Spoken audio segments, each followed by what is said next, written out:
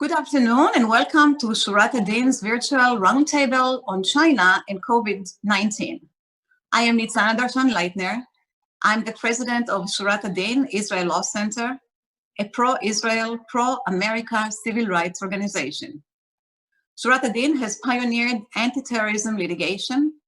Our lawsuits against terrorists and state-sponsored terrorism have recovered hundreds of millions of dollars for terror victims in Israel, in the United States, and in jurisdictions around the world.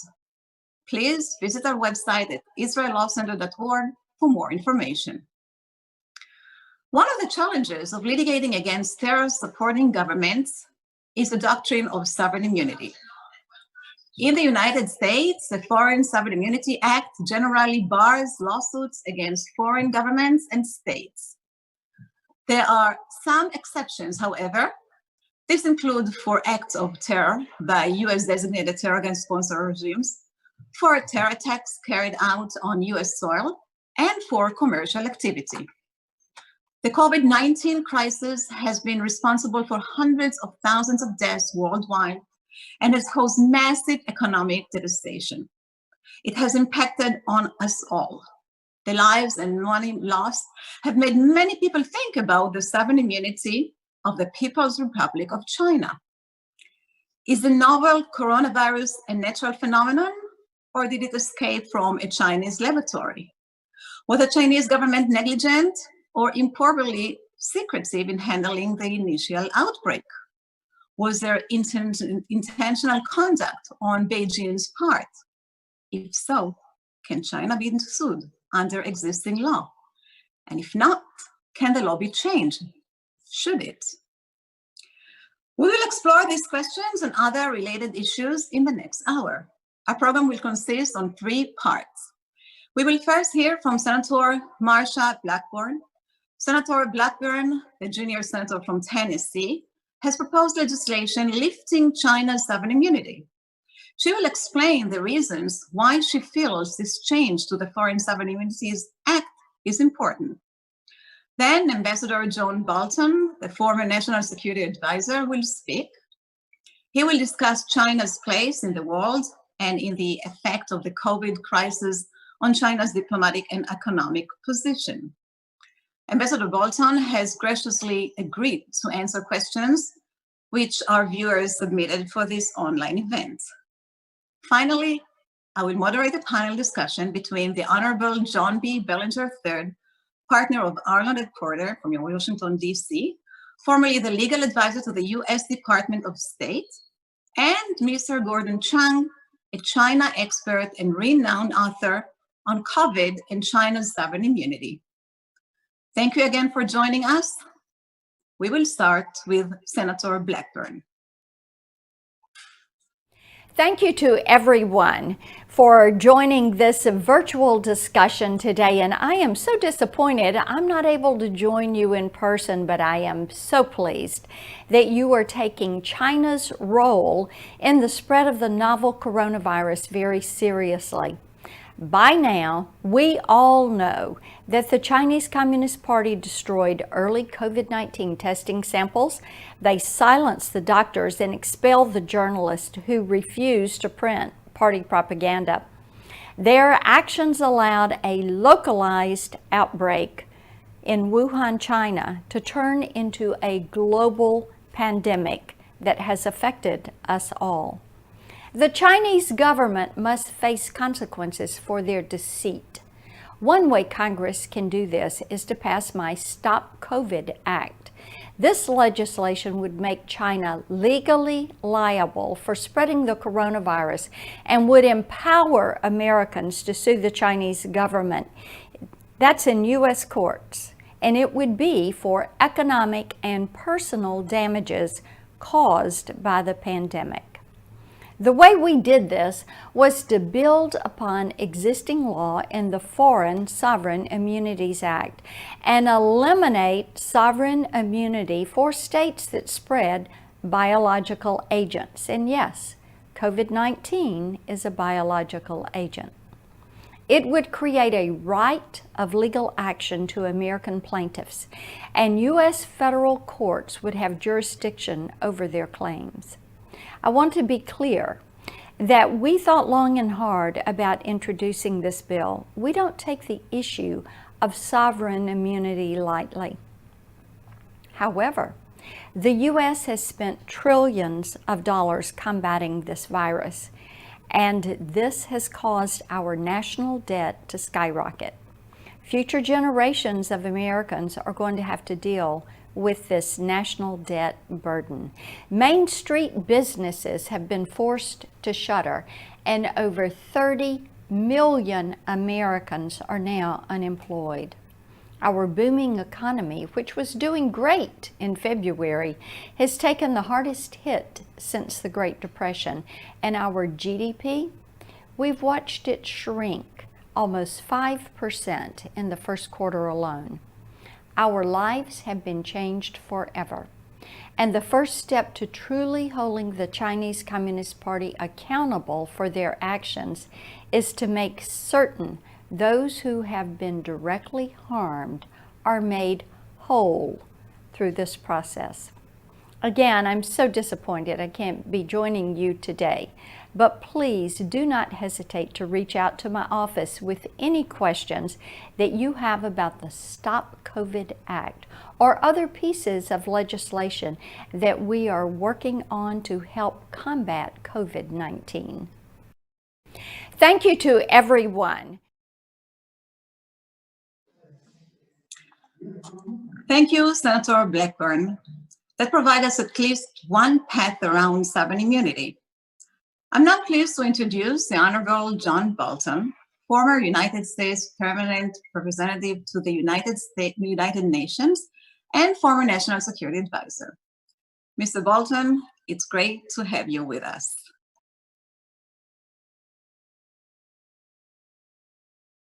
Well, thank you very much. Thanks for the opportunity to be with you today. I'm sorry we're not in Israel, but we'll make the best of it in the circumstances. And I think this is an incredibly important topic, and I think it's significant the Israel Law Center is doing this. And again, I appreciate the chance to be a part of it. Let me say first, I think it's unmistakable here what China's responsibility is medically and politically for this pandemic that the whole world faces. I think there's a lot of information we don't know, and I think one policy objective of all the affected governments ought to be to put together something like analogous to the Black Book of Communism that was put out 20 plus years ago. I think we need a black book on the coronavirus to get as much information preserved for history as we can about where it came from and what China's role was. You know, the South China Morning Post puts the first patient back to something like mid-November of last year.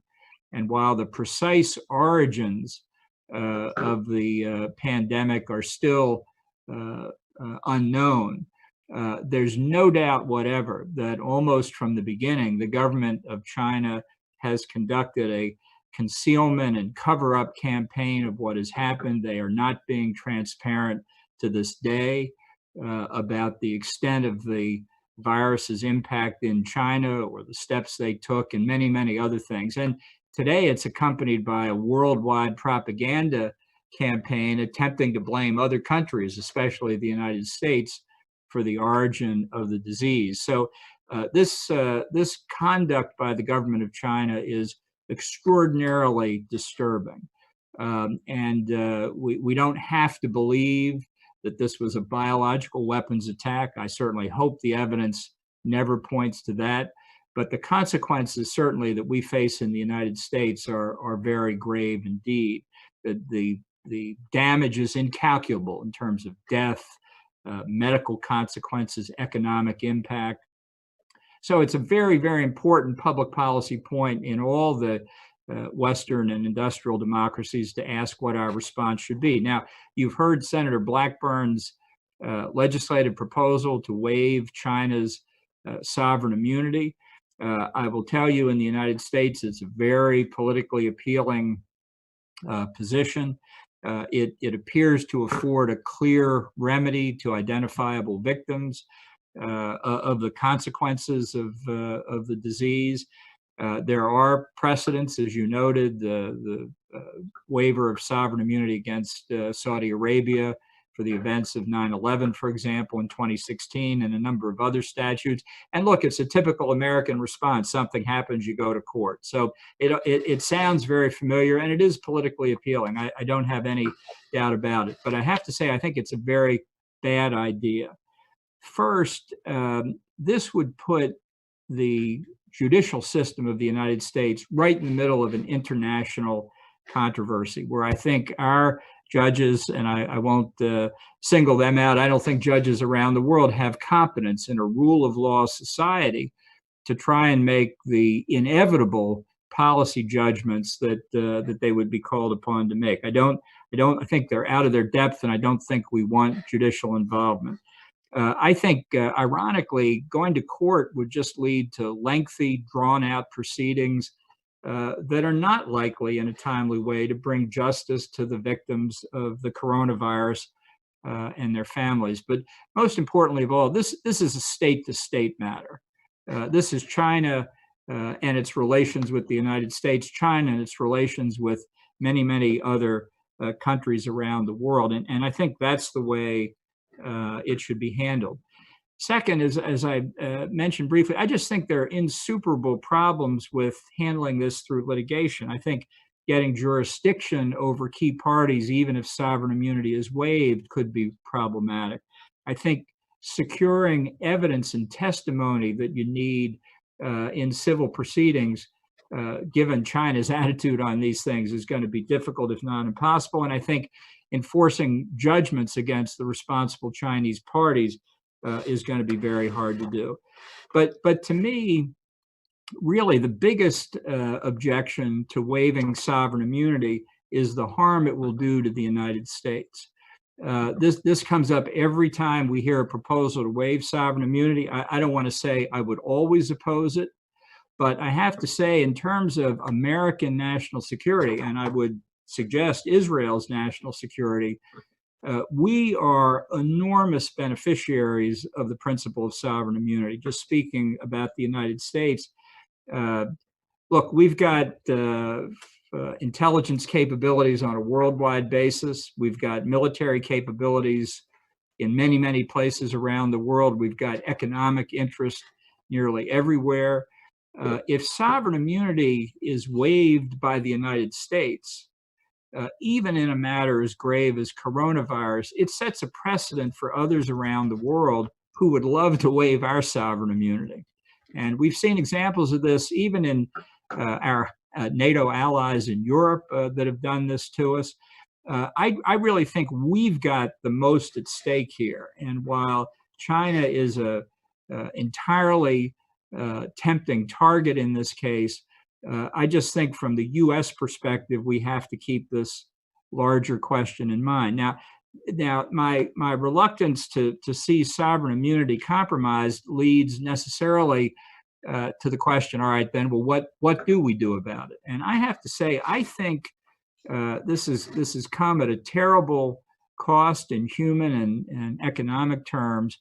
But it is what we're going through now is a very, very compelling argument for the United States and many other countries of the world to have a fundamental pivot in the way they view China.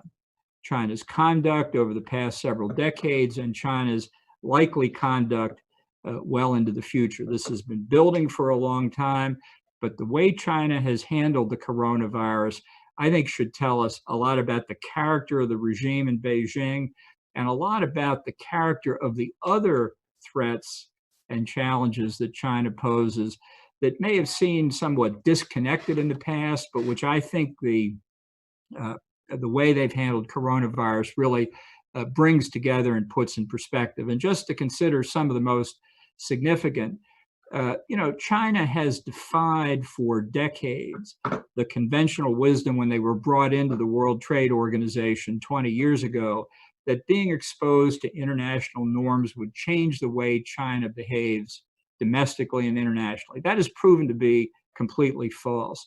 If you look at China's record stealing American and other nations' intellectual property over the years, forming the basis of much of their economic growth. If you looked at forced technology transfers that they impose on foreign businesses, if you look at the range of institutional discrimination and investment and financial and judicial matters in China, and if you look at the way they've been privileged with their access to US financial markets, being immune from the kind of scrutiny that American and many, many other corporations, foreign corporations, are exposed to, they have abused their place in the international economic system for a long time. They've benefited enormously economically, and that economic benefit has in turn formed the basis of the industrial and economic capability to have a radical transformation of their military. I think that economic relationship with China has got to change. I think it needs to start changing now. We've certainly seen early evidence of the conflict in the trade area, but it's really not just about balance of payments. I think that's just the most visible symbol. This is about the structural way in which China addresses the rest of the world. And while I don't think that retaliation for their handling of coronavirus alone might justify it, their overall conduct, of which their deception and deceit in the coronavirus context has contributed, provides another powerful incentive for major change in our economic relationship with China. I think we can see this in China's behavior across a range of other areas as well. In the military field, they've engaged in a decades-long buildup and modernization of their capabilities, including in the field of all the weapons of mass destruction. If you look at what they're doing in the South China Sea and the East China Sea, they're exerting Chinese power and influence in ways that are utterly unjustifiable. And what they have done in the WMD field shows why, as the United States considers what to do with the New START treaty, why any serious international effort at arms control agreements can no longer just be bilateral between Russia and the United States. It has to include China if it's to be serious. Now, I'm skeptical of arms control agreements generally, but if you're going to do an arms control agreement, let's say with nuclear weapons, the bilateral days of effective treaties between Russia and the United States are over, and I would oppose any new treaty engagement by the United States in the nuclear field that didn't include China. China's intelligence services and its state capacities there are a whole different magnitude from intelligence services we've seen before. You know, there's a lot of controversy today about Huawei and ZTE. These are not competitive enterprises. They are arms of the Chinese government. And that's why the United States and others have been so concerned about what role Huawei and ZTE play in fifth generation telecommunications. This is another piece of evidence critically important in a number of legal contexts, why we've got to do something about China very different than what we've done before. And if you look at a number of other contexts, how China still views Taiwan, how China has behaved under its agreements with the United Kingdom regarding Hong Kong, violating the handover agreement and the idea of the one country, two systems approach. If you've looked at internal repression in China of ethnic and religious minorities, the idea of civil military fusion, the idea of social credit scores for every Chinese citizen. This is a challenge that, frankly, the United States has not paid attention to for a long period of time. We should, regardless of coronavirus, pay more attention to all these aspects now. But coronavirus and the deceit and the concealment of what happened in China, I think should help educate in the United States and around the world the nature of the threat we face from Beijing. So I'm not apologizing for Chinese conduct. I'm not trying to shield them in any way from the consequences of their actions. I'm saying if we're going to do it, let's do it right. And with that, I'd be delighted to try and respond to some of the questions from your listeners.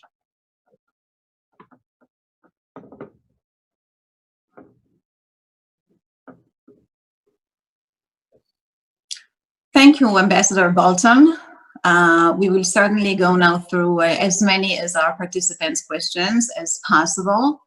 But let me start with my own question. After all, I'm the host here. So what can you say to the victims? What can you say to the individuals that lost life, to those who got injured, sick, to those who lost their fortune? What resources, what recourse they can take, those and states that suffered from the Chinese coronavirus? Well, I certainly sympathize with the families and friends of the victims of this disease. The United States has suffered more deaths than any other country, probably other than China, which has lied about its own mortality statistics here.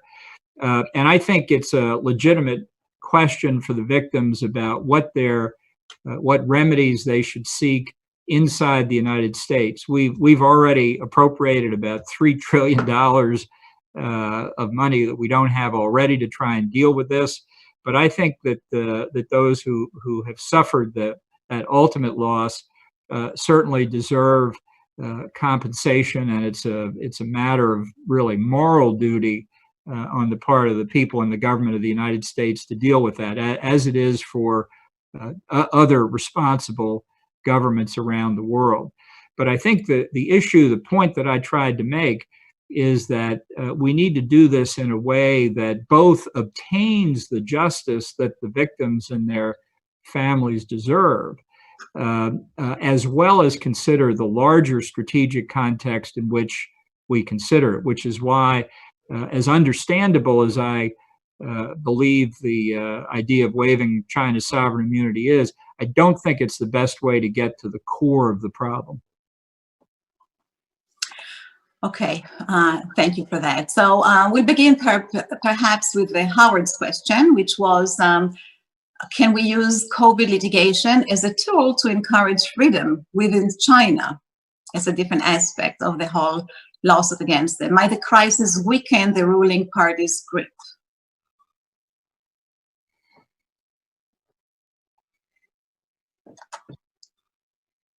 You know, I think that I'm not ruling litigation out as a way of achieving some objectives, and some of it might be brought in Hong Kong, for example, where there's still some slender judicial independence. I think among the Chinese people themselves, who I believe have suffered far more than their government has admitted, that the possibilities of using this both in the legal context but in the broader political context as well should call the role of the Communist Party into very serious question. I think there are indications all over China that is possibly happening, but I think we also have to be realistic about what Xi Jinping has done. He is the most authoritarian leader in China since Mao Zedong himself. I think much of what we've heard about the democracy movement in China and how that was inevitably going to spread from village elections to provincial elections to national elections, none of that has come true. So we shouldn't underestimate the continuing strength and vitality of the Communist Party's authoritarian rule. But I'm sure there are a lot of ways that we can look at doing it creatively that don't get into the difficult question of sovereign immunity. Thank you. Another question is, do you feel that international financial organizations such as the World Bank and the OECD enable China to gain an unfair advantage? Can we use China's conduct during the COVID crisis to force these organizations to do something about that? Well, I think that could be especially important. China has systematically, over a sustained period of time, much as the Soviet Union did in the immediate aftermath of World War II, has been extraordinarily successful in putting Chinese nationals and others who are sympathetic to them in key positions throughout the United Nations system, within the World Bank and the IMF. I think we've seen the consequences of that particularly in the conduct of the World Health Organization, which I have known well from my activity in UN matters over the years. I think this presents us, even amidst the tragedy, an excellent opportunity to try and undo some of the damage that China has systematically been able to accomplish within the UN system and within the international financial institutions, the World Bank, the Asian Development Bank, and others. And I think it could well be through organizations like the OECD that the world's industrial democracies can find ways to act in a more coherent fashion and try to coordinate their policies with respect to these various things China's done far more effectively than we've done so far, that's for sure. Look, we're all coming late to the realization of what China's up to. There's plenty of blame to go around here. But again, that's why I think the coronavirus pandemic is an important teaching moment for all of us that gives us real visibility into the character of the regime in Beijing. That's true. That's right. So we have one more question from Stefan, who's asking, China spent November and December trying to hide COVID while hundreds and thousands were traveling around the world from and to China. What penalties can China face, if any, for allowing COVID to spread unchecked for nearly 2 months? Well, look, obviously these are some of these points I've addressed before. I won't repeat them, but that's why I think, although we know a good amount, and we're learning more every day about exactly what happened, we also know that inside China, they repressed knowledge of this. They've shut down people trying to tell the truth. Let's be clear, a number of people have died in suspicious circumstances. We don't know everything we should know, and the more we learn, I think the more you call into question the very legitimacy of the Beijing government. And I think you give enormous support to Chinese people who do not accept that they, among the peoples of the world, have to live under an authoritarian Communist Party regime. So the actions of the Chinese government here, I think, ultimately are what will cause them the most difficulty among their own people. But it will require an enormous effort. This cover-up has been going on for months now. One can only imagine the amount of data that's already been destroyed, and it's something we need to do whatever we can. It's going to have to be done, I think, largely by people in China, but to preserve that evidence and make sure the world knows about it so that we never forget what the government in Beijing did to all of us. With these words, we're going to end this segment. Thank you very much, Mr. Bolton. It's always a pleasure to have you. Thank you for participating, and thank you for your friendship to Surat ad-Din. Well, thank you very much. Hope to see you in Israel soon. Absolutely. Our next segment consists of a panel discussion involving the Honorable John Bellinger and Mr. Gordon Chang. Each will make comments and then respond to questions from our viewers. Mr. Bellinger will speak first. Mr. Bellinger, it's always a pleasure to have you. Thank you for joining us. Do you hold a different opinion than Ambassador Bolton?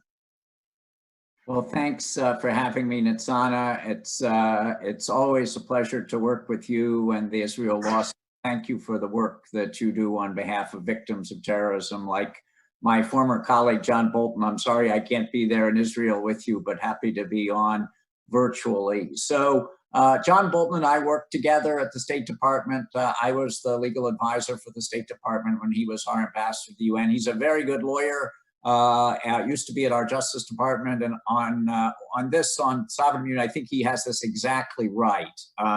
And all of the points that he made, I agree with. And so what I want to do, though, is drill down a little bit farther for your listeners, because I know a number of them are lawyers. Let me just briefly say, of course, I agree with John. China has acted very badly. We don't know whether this came out of a laboratory, but we know that they've been hiding things. They've not handled it well.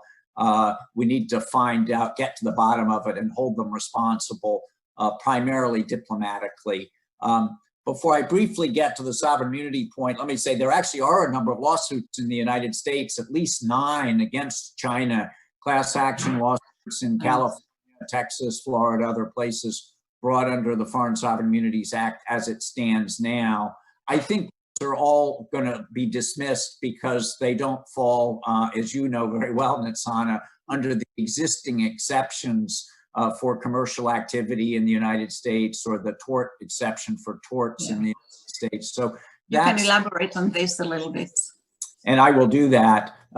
So I think those are going to be dismissed by our judges pretty rapidly. And that's why, knowing this, Senator Blackburn and a number of other senators are supporting legislation to amend the Sovereign Immunities Act to strip China of its immunity. And John's right. I think this is a bad idea. But here's why I'll drill down a little bit farther from what John said. So one, China is certainly going to retaliate. When we've stripped other countries of their immunity, they have retaliated usually, but those have been smaller countries. You know, Iran, Cuba, they've stripped the US of our immunity and we've been sued there. Saudi Arabia did not strip the United States of its immunity, but China and Russia, when we take actions against them, they always retaliate, and they have an ability to really hurt the United States and to hurt Israel, whether they strip us of our immunity, whether they hold our citizens, whether they block financial payments. So there's always going to be a tit for tat. As John said, sovereign immunity is there not to protect other countries. It's there to protect the United States, to protect Israel. So we don't want to go playing around with it. So first point, China's going to retaliate. But let's get into a couple of the legal points, which I think are a little more interesting. One, even if we strip China of its immunity, I don't think American judges are then going to say that China is the actual cause of the injuries and deaths in the United States. As you know very well, Nitzana, because you've litigated these cases, there has to be a finding that the defendant is the proximate cause of the injuries, meaning the most immediate, most direct cause. So certainly China ought to be held accountable. Maybe they caused this way back in the chain, but you know, what about all the intermediate links? You know, did the person who has become sick, did they have pre-existing illnesses? Did they go to a place that they shouldn't have? So I think it's very unlikely that a judge is ultimately going to find that China directly caused these deaths and injuries. But even if a judge did find that China caused these deaths and injuries, and there were a judgment against China, Nitzana, you know, China is not going to pay these judgments. They're just not going to do it. And there will be the great chase that you're used to of trying to seize their assets. One thing that's interesting is that Senator Blackburn's bill does not strip China of its sovereign immunity for seizure of its asset. And what will ultimately happen is who ends up getting hurt when there actually are judgments against a foreign state? It's the American companies and the American individuals who actually may hold those assets. So, for example, if China were to owe a lot of money to American farmers for grain or for pork, and there was an income stream coming to the US, and the judgment holders were to try to seize that, it's not China that ends up getting hurt, it's the American banks or the American farmers. So I don't think we would ultimately see, even if there were a judgment, which I think is unlikely, we wouldn't see China actually paying, and Americans would end up getting hurt. Now, one thing you'll certainly ask me is, well, maybe China will settle ultimately. If there's a judgment, won't they just settle? You know, Gaddafi settled. Other countries have settled. But, you know, those were smaller countries. China is a big country. I see zero chance that China is going to settle. For one thing, you know, there are already 9 suits against China in the United States. They're not going to go settle all of those cases. So I just don't see that happening. And then final point, you know, I just worry about the unintended consequences. This is back to John Bolton's point of when we start stripping a country of its immunity, then, you know, other countries might get sued under that same provision. You know, when the famous Justice Against State Sponsors of Terrorism Act, JASTA, was passed. One of the first countries to get sued was Israel. Israel being sued in the United States allegedly for committing acts of terrorism. Frivolous, of course. I'm actually usually the one who defends these actions, but you know, that's why you really want to be very careful about fiddling around with the immunity of foreign states. Well, let me stop there, and happy to take any questions that we hear from you. Thank you for this thorough analysis. Now, Mr. Chang, how are you doing? Good to have you too. And you heard Mr. Bellinger, you heard Mr. Bolton, they're all the same side. Do you have a different position? Well, thank you, Nitzana, and thank you for the great work that your firm does. I indeed do have a different position. And what I want to do today is talk about two topics. One of them is China's attack on the United States with coronavirus, the nature of that attack, and also what we can do about it from a legal point of view. So first, the attack. We know that China hid the fact that the novel coronavirus, the pathogen behind COVID-19, was human-to-human transmissible. Beijing admitted this only on January 20, but doctors in Wuhan, which was the epicenter, they knew about H2H, as human-to-human transmissibility is known. They knew about H2H second week of December at the latest. And Beijing, of course, knew about it a few days after that. Now, if China had said nothing during that 5.5 or so week period, that would have been grossly irresponsible. But it's worse than that, because we know that China tried to convince the rest of the world that it was not human-to-human transmissible. So what they did was they gave assurances to the World Health Organization that it was not H2H. And because of those assurances, the WHO issued its infamous January 14th tweet. But we also know that Beijing, during this period, knowing that this was human-to-human transmissible, also pressured countries not to impose travel restrictions or quarantines on arrivals from China. And it was those arrivals that took what should have been an epidemic contained to China into a global pandemic. Now, John Bollinger talked about proximate cause, intermediate causes, and I'm sure the Chinese have to say, as they in their propaganda, well, it was a bad response on the part of the United States that caused the damages here.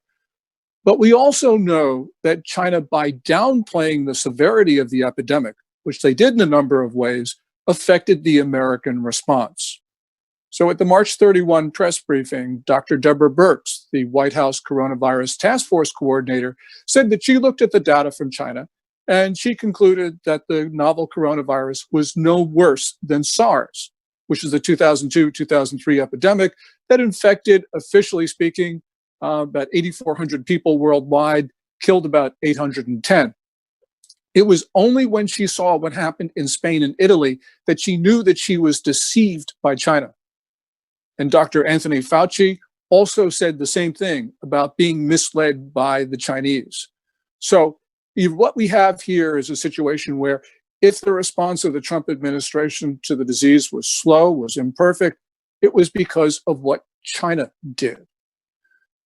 When we look at this, we have to come to some unthinkable conclusions. We don't know what was in Xi Jinping's mind, the Chinese ruler. But if after having seen the coronavirus cripple his country, and if he wanted to level the playing field by spreading the disease outside China, he would have done exactly what, in fact, he did. To put that another way, the only explanation that fits the facts is that China acted recklessly or more probably maliciously in spreading this disease. And that is the ground of liability. Now, we've heard a lot about sovereign immunity from Ambassador Bolton and Mr. Bollinger, and I can agree with all of that. But the point is, we've got a number of cases. They are in court, and we are going to have to litigate those. What is interesting is the cases against the Chinese central government, that raises the issue of sovereign immunity.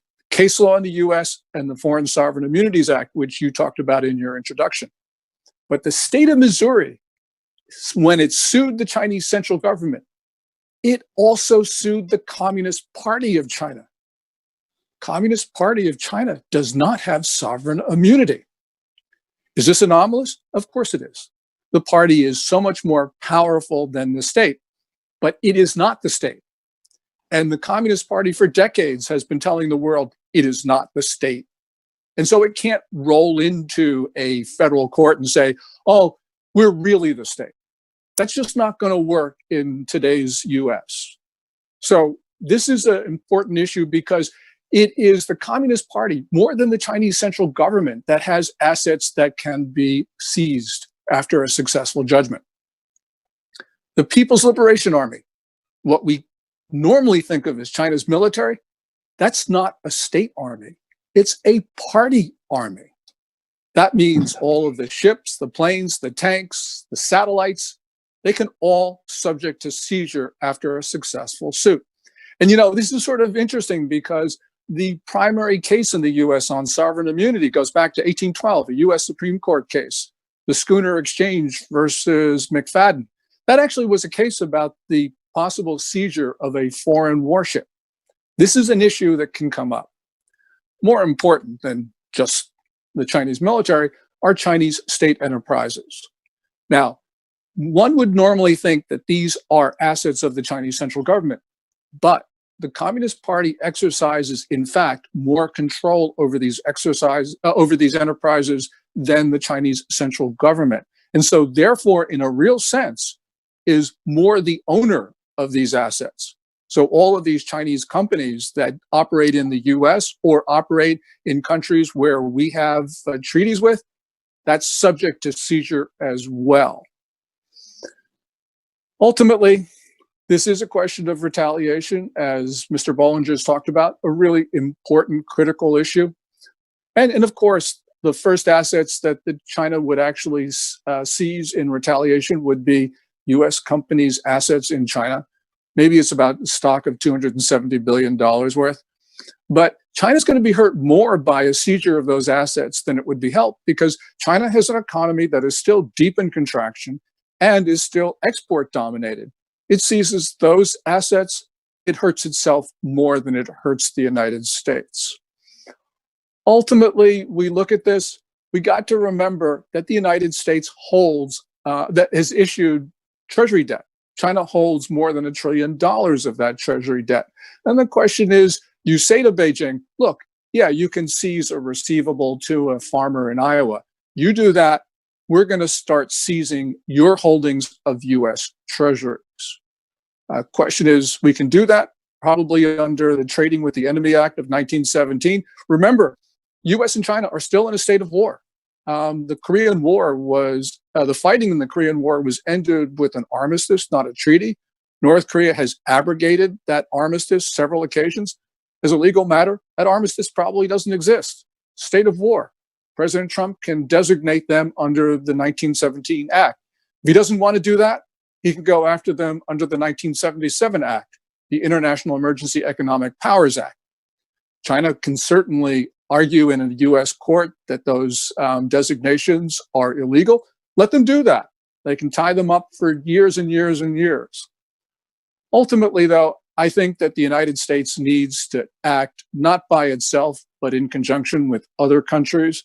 Because if we were to seize treasuries, they would say that's a repudiation of debt, we're not fair stewards of the global financial system, all the rest of that. However, if we were to do this in conjunction with the issuers of other major currencies, Canadian dollar, British pound, the euro, Swiss franc, Japanese yen, this wouldn't be an issue of China versus the US. This would be an issue of China versus the world.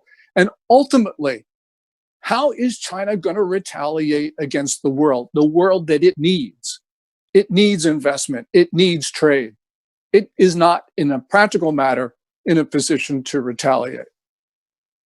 Ultimately, as Ambassador Bolton says, this is just an issue of power. But one way or another, we are seeing attitudes about China change around the world by the day. What was considered to be impossible a week ago is now considered to be possible.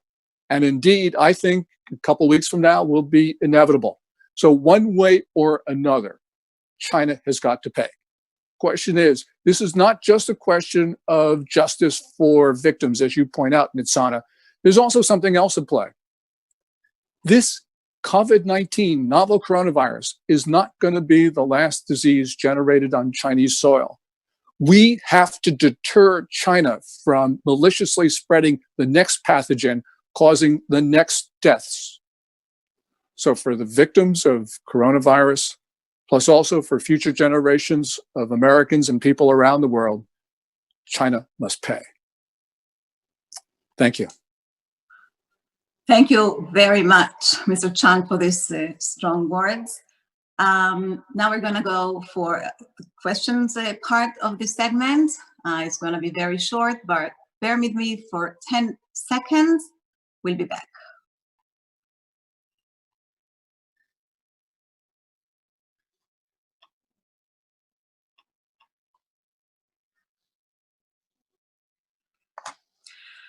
So I would like to address the next question for both of you. And the question is, could a comparison be made between the exception for material support for terrorism, which strip a foreign state sovereign immunity, and the breach of an international law duty to sound the alarm when a government discovers a health emergency that could spread worldwide and injure millions across its borders? I think we would start with you, Mr. Bellinger. Well, thanks, Nitzana. And let me say first, I agree with about 90% of what Professor Chang said. He's been a long-standing expert on China, knows China very well. And I think what he has said about China's responsibility, they're acting recklessly, the impact on the rest of us, all of that is true. And we need to find the best ways to hold them accountable and to make them pay. Part of this is going to have to have an investigation. Part of it is going to be diplomatic pressure. I just don't think that lawsuits, for the reasons that I've explained previously, are going to ultimately result in payments to Americans. It may ultimately end up hurting us more than helping us. To your question, though, the Foreign Sovereign Immunities Act was amended a number of years ago to allow suits against state sponsors of terrorism, Iran, Sudan, Cuba, others. And then again, 4 years ago, against countries that commit acts of international terrorism who are not on the state sponsor list. So the question is, can there be another exception for countries that cause essentially a pandemic? One could do that, as John Bolton said. It's politically attractive. I think I wouldn't be surprised if our Senate actually passes the legislation this year. I don't think the House would probably support it. The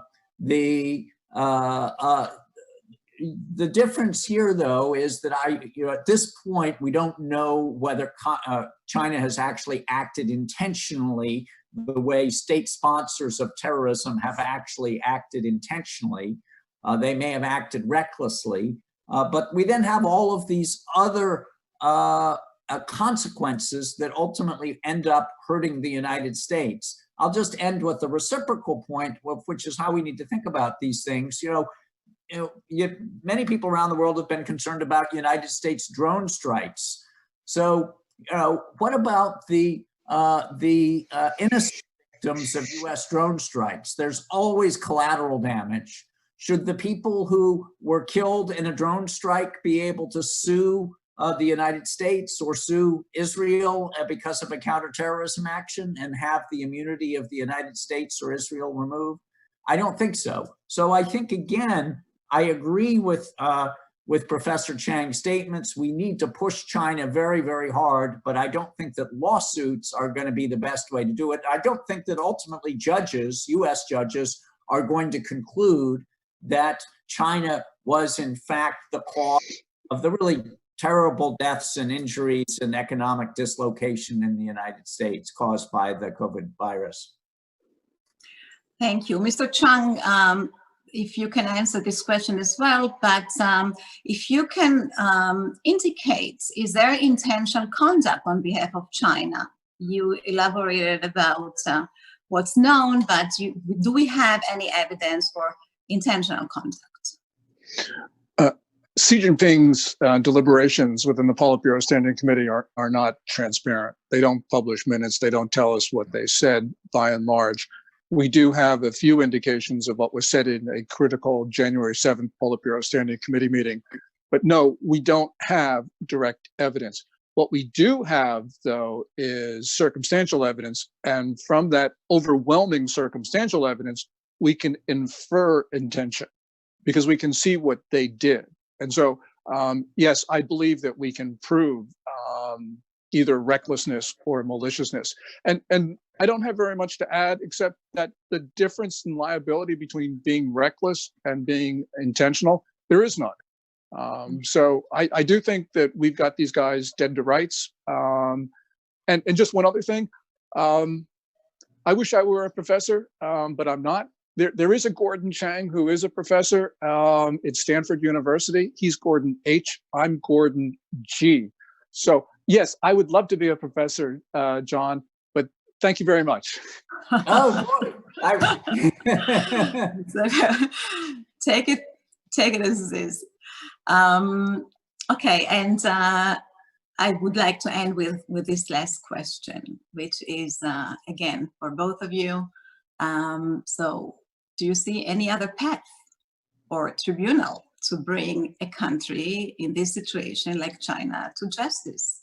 Mr. Bellinger, would the International Court of Justice in The Hague provide a forum for the victims of COVID-19, and who would have standing?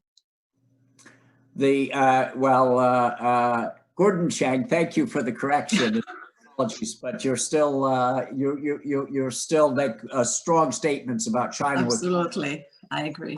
So the problem with the International Court of Justice, of course, is that China is not subject to either the general or specific jurisdiction of the court, and they've not appeared before before the court in any contested case ever. It's really remarkable. They just don't. Unlike the United States, they just don't subject themselves to the international jurisdiction of the court. And even in other tribunals like the Permanent Court of Arbitration, when the Philippines took them to court, they didn't appear. So I think what that means is to try to hold them accountable, that it's not going to be through lawsuits either in the United States, in Israel, before the International Court of Justice. It's going to have to be diplomatically to really put the kind of pressure that is necessary to put on them through countries working together, through international organizations, publicly, privately, pushing them directly, using economic levers, embarrassing them, calling for investigations. I mean, there are things that can be done to put enormous pressure on them that, frankly, I think will put more pressure on them than lawsuits that will just end up being litigated for a long time, where China probably is not likely to appear to defend itself. But I think we can put pressure, both United States on China and then collectively against China, that will actually get their attention and hopefully get them to be more careful to prevent future pandemics. Mr. Chang, your thoughts? Yeah, China is not going to submit itself to the International Court of Justice. It has, as John just talked about, I think an important precedent was the Philippines versus China, that case that was heard in The Hague over jurisdiction and rules in the South China Sea. China just blew it off. There's a middle kingdom mentality there. The way that victims are going to get compensation will be through their governments exercising raw power. Now, I have nothing against lawsuits. I think the more pressure on China, the better. And my guiding principle on all of this is that China poses an existential threat to the international community. So the international community should do whatever is possible to make the Chinese pay. So this is going to be a long, drawn-out battle. It's going to get ugly, but it's one that we have to fight. We don't have a choice because China has forced us into a position of having to defend ourselves. So John, just last question. It looks like we are in a dead end here. No sovereign immunity stripped, no new legislation to make an exception for the Sovereign Immunity Act in this case, not even taking some steps in the International Court of Justice. So what do we say to the victims? Well, I don't think we're in a dead end, Natsat. I mean, I understand where you're coming from as a litigator, and of course, I also litigate as well. But lawsuits and litigation can be an answer, but they're often not the most effective answer. Okay. While it sounds initially attractive to say, well, sue them. And of course, the United States, we're used to doing that, but it only sue them if it's going to ultimately work. Now, I think you raised a point earlier, or one of the questioners raised a point about, whether suing them, even if it ultimately doesn't result in damages, does it just put pressure on them? That's a different point. But to the victims, I would say the best way to get China to pay would be not paying in a suit, because I don't think that's going to happen, but to put enormous pressure on them to out them, essentially, to collect information, have the world's countries, their intelligence agencies put out the information that we have about China's responsibility, what they knew, when they knew it, what they didn't tell people, and then to get them to agree that this is not going to happen again. That, I think, is the reason that it's not a dead end. That's the pathway that we have to go down.